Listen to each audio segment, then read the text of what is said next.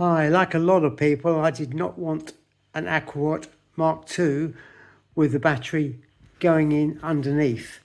So I had to look at what to do. The battery I'm using is quite a substantial 5-cell, so I needed quite a big gap. And this gap here I've got.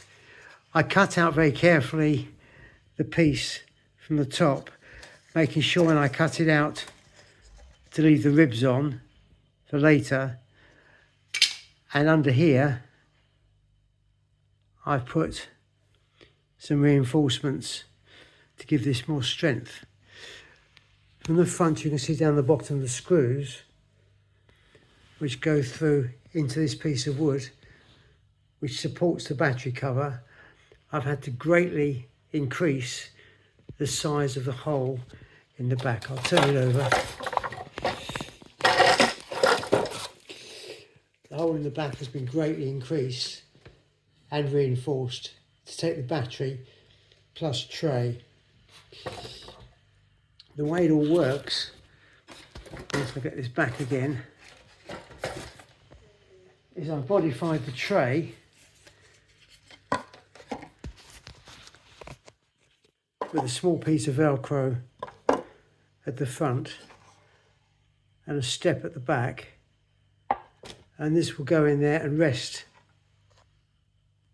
on the tray at the front and the lip at the back to take the battery, making sure that it clears where the wing goes.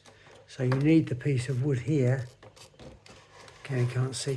You need the piece of wood below this edge, otherwise the battery tray will be where the wing is. That's as far as I've got so far. I've also at the front, I was going to take the battery connectors through this hole, but I've now drilled another hole underneath, and that will take the battery connector and the connection to the receiver. That's as far as I've got as of to date.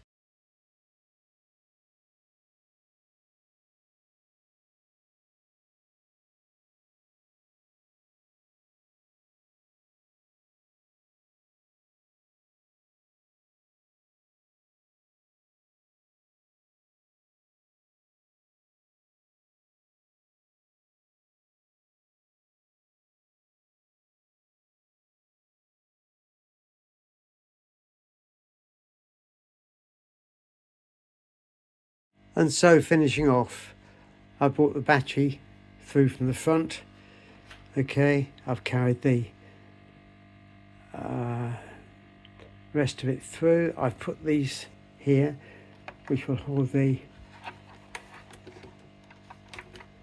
canopy in place. This is the finished canopy.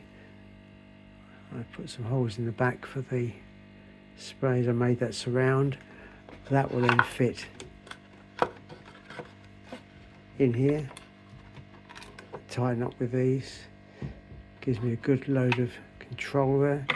The battery will now slide into there quite nicely and rest down underneath onto the tray. And I've got the canopy on now. That's more or less it. And I hope you gained something from that. Best regards, Steve.